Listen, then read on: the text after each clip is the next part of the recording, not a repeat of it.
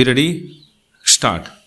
Mr. Vice Chairman, sir, right from 1952, we have been following democratic system in elections and we should feel proud of it. Stop. But as the days are passing by, the democratic system is being affected and our election system has to be changed as it is creating disharmony at the social level of our country. Stop. Everyone of you will agree with me and feel that the existing election laws need to be amended. But the question is, in what way these laws are to be amended? Stop. On this, different political parties have different opinions.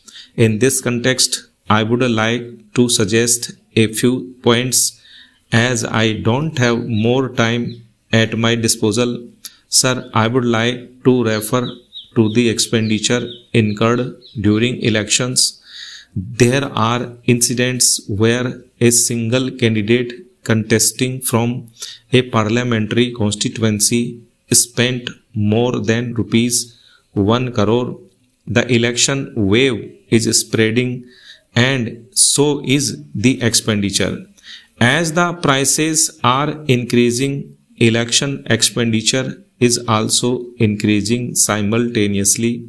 But as per the notification issued in 1984, the Election Commission had fixed a ceiling of rupees 1,50,000 as election expenses for each parliamentary constituency and rupees 50,000 for each assembly constituency, and if this ceiling is crossed, it becomes illegal and the elections are countermanded. Stop.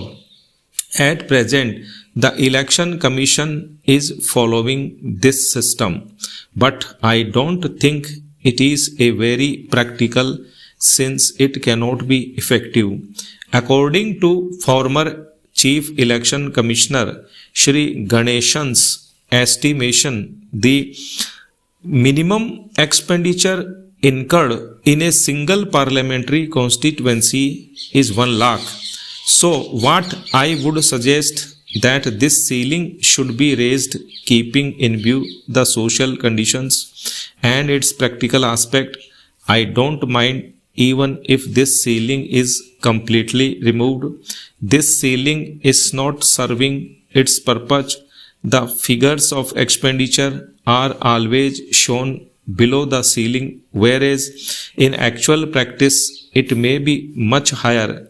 In the very beginning itself, people's representatives are forced to submit false figures. Their very first deed, even before entering the parliament, is thus a dishonest one. So, I feel that the better course would be to remove the ceiling of election expenses. Stop. If it is not possible, it should be at least be raised. Sir, my second suggestion is that it is better if government itself bears the election expenditure. This suggestion has been accepted by many political parties. Stop. Para. At the same time, this is also opposed by some people who say that it will not reduce the election expenditure and will be an additional burden on the government exchequer. Stop. In Europe, in some countries like Germany, France, and also in Japan, this state funding system has been successfully implemented. But in my opinion, instead of giving it in such, it can be paid in kind. Stop. For example, in the form of voters' slips, election propaganda material, posters, or public address system for election meetings. This again should be made available only to the recognized political parties. Sir, in our country, there are many social, cultural, economic, and geographical differences. The present system is not representing the people's wishes directly either in parliament or in the state assembly. Stop. Sometimes the party securing 40% votes is getting 70% seats, and sometimes the party securing 40% votes is not getting even 20% seats. Stop. We are witnessing this in many parliamentary elections and assembly elections. Stop. So the present system is defective. Therefore, in my opinion, the system of proportional representation would be a better alternative. Stop.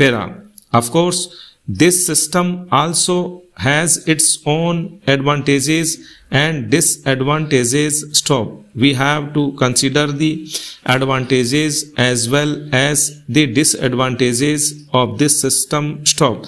Under this system, one argument is that coalition government will come to power and there will be instability either in the center or in the states, and the leadership of the political parties becomes arbitrary and dictatorial.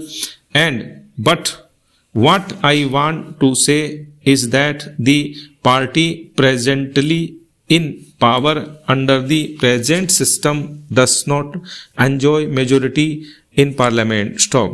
But both in the 9th Lok Sabha elections and the 10th Lok Sabha elections, majority party did not come to power.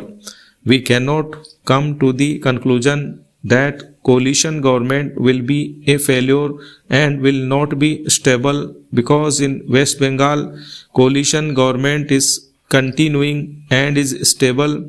So I think that proportional representation system would be suitable for the country. Sir, elections are being held throughout the year in one state or the other.